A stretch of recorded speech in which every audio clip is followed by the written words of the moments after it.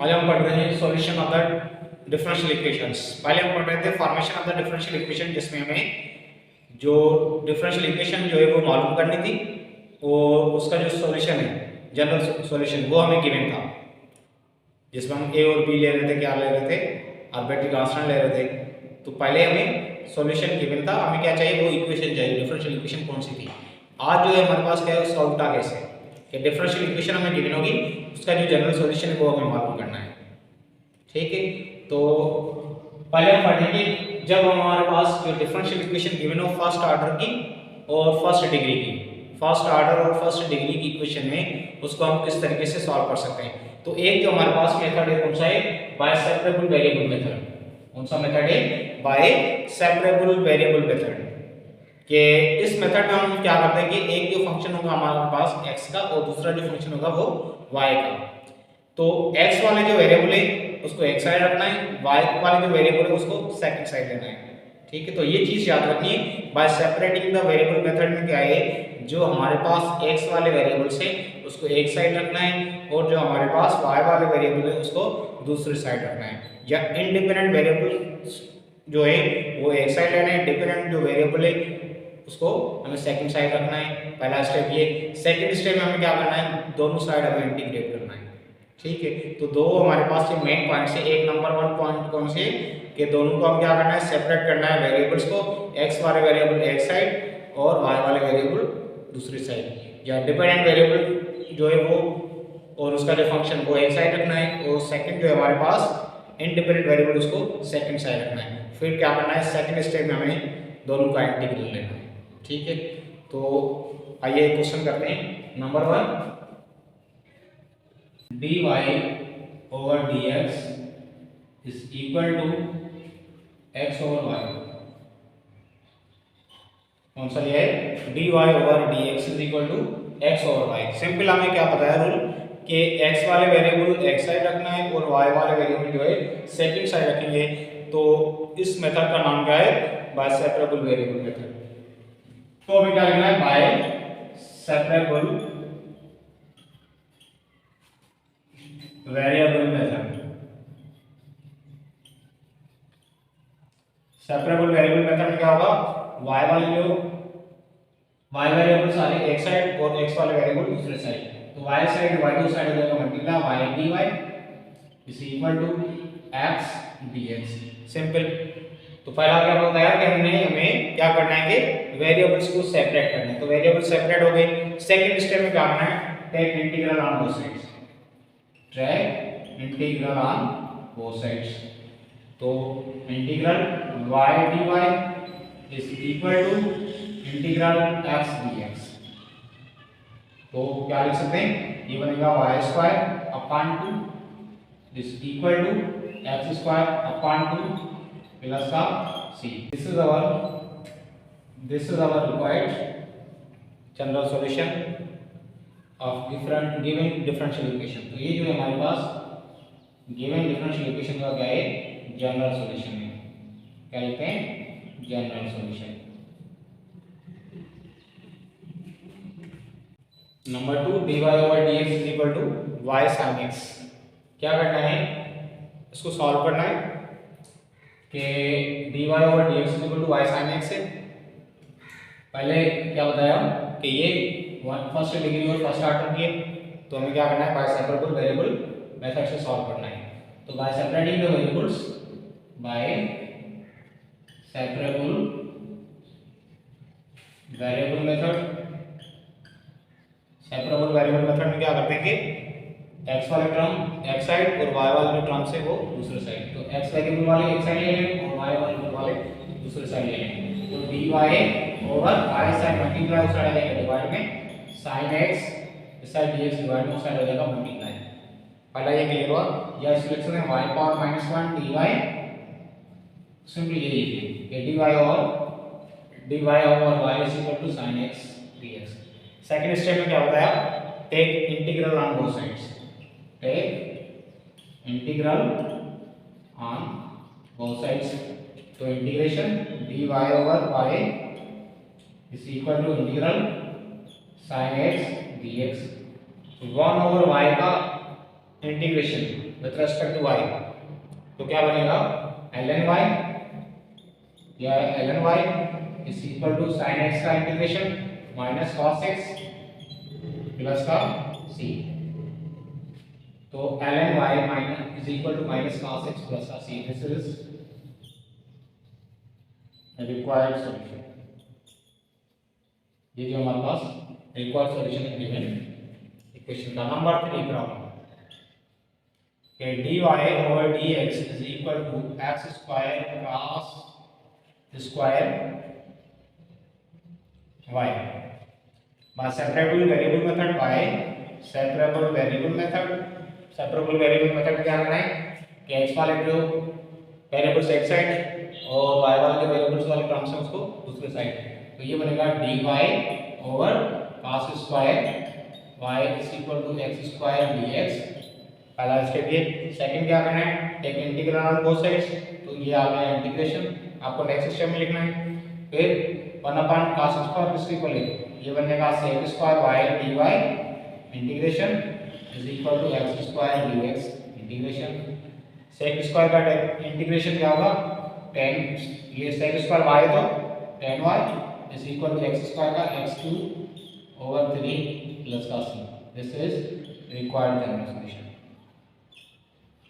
This is required general solution of given equation, of given differential equation. Number 4, dy over dx is equal to e power x minus y. इसको क्या करना है, solve करना है. तो bye पहले आप इसको क्या करें, थोड़ा सा सिंपलीफाई करें. dy over dx is equal to e power x into e power minus y लिख सकते हैं. डायरेक्टली जो हम उसको सेपरेट द वेरिएबल्स नहीं कर सकते. Now by separable variable method, तो dx इस साइड डिवाइड में साइड आ जाएगा multiply, e power minus y side multiply और साइड आ जाएगा डिवाइड में. तो dy over e power minus y is equal to e power x dx. इसको हम ऊपर लेकर जा सकते हैं, तो क्या बनेगा e power y dy is equal to e power x dx. उसके बाद क्या करना है, take integration on both sides. Take integral on both sides, तो integration e power y dy is equal to integral e power x dx. e power y का integration e power y, e power x का integration e power x, ये बनेगा plus का c. तो this is our required general solution. This is our required general solution. अगर इसी question में इसका बोला जाए कि अगर हम y of 0 is equal to 2, अगर इसको हम थोड़ा सा चेक करना चाहें कि y of 0 is equal to 2, जब हमारे पास पॉइंट जब डिफाइन होगा कि y of 0 is equal to 2, initial हमें कंडीशंस गिवन होगी, तब हमें क्या मिलेगा, पार्टिकुलर सॉल्यूशन. वरना क्या निकल रहा है, जनरल सॉल्यूशन. तो पार्टिकुलर सॉल्यूशन के लिए जो हमारे पास कंडीशन गिवन होगी, इनिशियल कंडीशन, ये पुट करना है उसके जनरल सॉल्यूशन में. तो हम क्या लिख सकते हैं, इसका जनरल सॉल्यूशन आप पुट करें. ये क्या बनेगा x, ये क्या बनेगा y. तो x की जगह में क्या पुट करना है 0 और y की जगह में क्या पुट करना है 2. तो by putting x is equal to 0 and y is equal to 2 in general solution. तो now put y of 0 is equal to 2 in general solution. तो क्या बनेगा, y की जगह पे 2 e power 2 is equal to e power 0 plus c.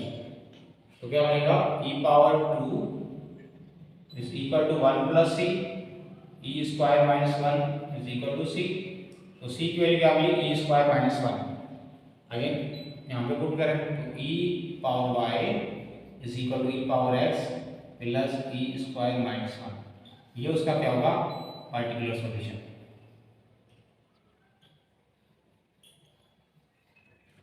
उसके बाद है dy over dx is equal to 1 plus x plus y plus xy. इस टाइप के अगर हम कोई डिफरेंशियल इक्वेशन गिवन है तो डायरेक्टली हम इसको जो अलग नहीं कर सकते, एक्स वाला वेरिएबल एक साइड और वाई वाला वेरिएबल जो है दूसरे साइड। तो पहले हमें क्या करना है, इसकी इक्वेशन को सेटिंग करनी पड़ेगी। dy over dx equal to 1 plus x plus यहाँ पे y कॉमन निकाला तो y निकला कॉमन, और क्या बचेगा 1 प्लस x। अब यहाँ पे 1 प्लस x है और ये 1 प्लस x, इसको हम ले लें common. dy over dx equal to 1 plus x निकला कॉमन, बाकी क्या बचेगा 1 प्लस y। अब जो है by separable variable method, by separating the variable method, तो dy upon 1 plus y is equal to 1 plus x into dx।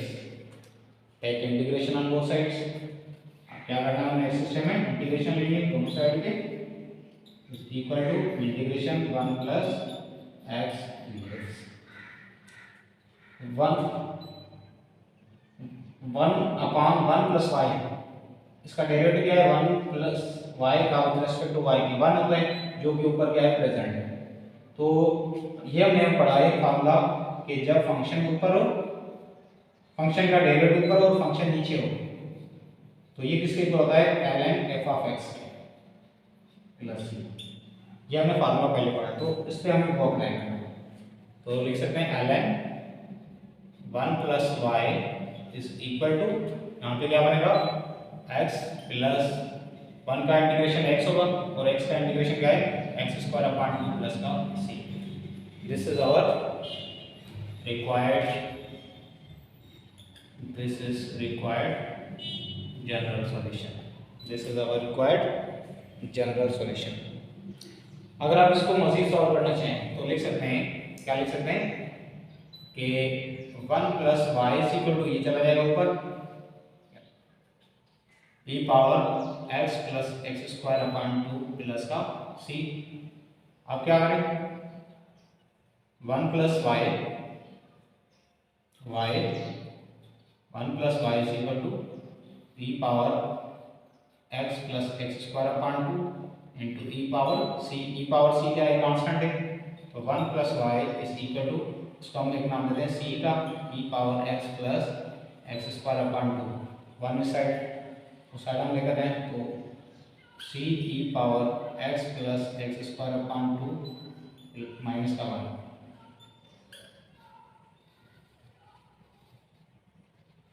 This is our required general solution. अगर इसको हम डिफाइन करना चाहें कि y of 0 is equal to 1 हमें given है, अगर इसको मैं दे दूं कि y of 0 is equal to 1, तो जो है इसका पार्टिकुलर सॉल्यूशन क्या होगा, ये जो हमने निकाला है वो जनरल सॉल्यूशन। तो उस पार्टिकुलर सॉल्यूशन के लिए हम क्या करना पड़ेगा, ये इनिशियल कंडीशंस जो इसमें पुट करें, तो y इज इक्वल टू, ये क्या बनेगा x, ये क्या है y, तो x की जगह पे हम क्या पुट करेंगे 0, तो c e power 0 plus 0 square upon 2 minus 1, y की जगह क्या पुट करना है 1, ये आया 1, so 1 is equal to c e power 0 minus 1 is equal to c e power 0 किसके इक्वल 1 माइनस 1, तो 1 is equal to c minus 1, तो c इज इक्वल टू, अब इस इक्वेशन में जाओगे c लिखा हुआ वहाँ पे पुट कर वैल्यू, तो जनरल सॉल्यूशन में जो है हमें c की जगह पे 2 पुट करना पड़ेगा, so y is equal to 2 e power x plus x square upon 2 minus 1। ये इसका क्या है पार्टिकुलर सॉल्यूशन। फिर जब हमें कंडीशंस गिवन होती है तब हमें क्या मिलेगा, उसका पार्टिकुलर सॉल्यूशन मिल पाएगा।